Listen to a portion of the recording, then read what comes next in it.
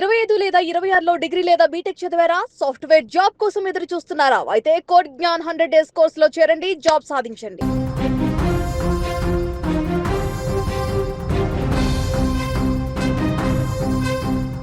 వరంగల్ జిల్లాలో కలకలం రేపిన ఒక ఘోర హత్యుదాంతం ఇప్పుడు సంచలనంగా మారింది. షాపింగ్ కోసమని ఇంట్లో నుంచి నవ్వుతూ వెళ్లిన ఒక మహిళ మరుసటి రోజు ఉదయానికి కెనాల్ కాలువలో శవమై తేలింది.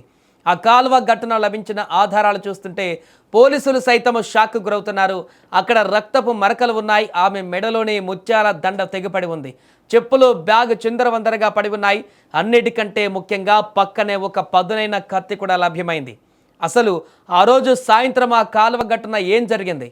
షాపింగ్కు వెళ్ళిన సుమలతను అంత దారుణంగా పొట్టన పెట్టుకుంది ఎవరు? ఆ ఇద్దరు పిల్లల తల్లిని అంతమొందించిన ఆ కిరాతకుడు ఎవరు? ప్రస్తుతం ఇదే విషయం పైన పోలీసులు విచారణ మొదలుపెట్టారు. వరంగల్ జిల్లా దుగ్గొండి మండలం లక్ష్మీపురం గ్రామానికి చెందిన తాళ్లపల్లి సుమలత భర్త మహేందర్ 4 ఏళ్ల క్రితం అనారోగ్యంతో కన్నుమూశారు. భర్త చనిపోయిన గుండె నిబ్బరం తెచ్చుకొని తన ఇద్దరు పిల్లల కోసమే ఆమె బతుకుతుంది. పిల్లల భవిష్యత్తే సర్వస్వంగా భావిస్తూ లక్ష్మీపురంలో నివాసం ఉంటుంది. అయితే బుధవారం ఉదయం సుమలత కొన్ని వస్తువులు కొనుగోలు చేయడం కోసం షాపింగ్ నిమిత్తము వరంగల్ నగరానికి వెళ్తున్నానని ఇంట్లో చెప్పి బయలుదేరింది.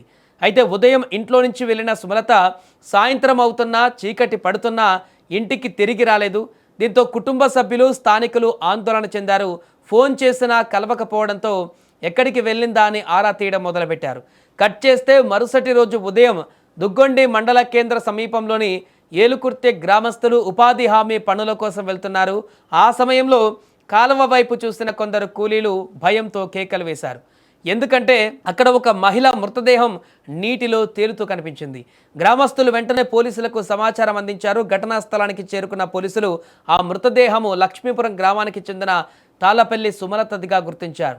మొదట ఇది ఆత్మహత్య ఏమో అనుకున్నప్పటికీ పోలీసులు కాలువగట్టు పరిసరాలను పరిశీలించిన తర్వాత ఇదొక పక్కా ప్లాన్ ప్రకారం జరిగిన ఘోర హత్య అని నిర్ధారణకు వచ్చారు.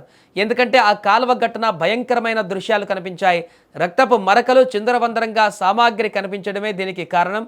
దీంతో పాటుగా స్థానికంగా తెగిపడిన ముత్యాల దండను చూస్తే అక్కడ పెనుగులాట జరిగి ఉంటుందంటూ పోలీసులు అనుమానిస్తున్నారు. ఘటనా స్థలానికి చేరుకున్న దుగ్గొండి పోలీసులు క్లూస్ టీమ్ను రంగంలోకి దించారు. అక్కడ లభించిన కత్తిపైన ఉన్న వేలిముద్రలను, రక్తపు నమూనాలను సేకరించారు. శవాన్ని పోస్టుమార్టం నిమిత్తం ఆసుపత్రికి తరలించారు. ఆర్థిక లావాదేవీలా లేక మరేదైనా పాత కక్షలు ఉన్నాయా అనే కోణంలో పోలీసులు విచారణ ముమ్మరం చేశారు. భర్త లేని అభాగ్యురాలని, ఇద్దరు పిల్లల తల్లిని పొట్టన పెట్టుకున్న ఆ కిరాతకుడిని పోలీసులు త్వరలోనే పట్టుకోవాలని కూడా ఇప్పుడు స్థానికులు డిమాండ్ చేస్తున్నారు.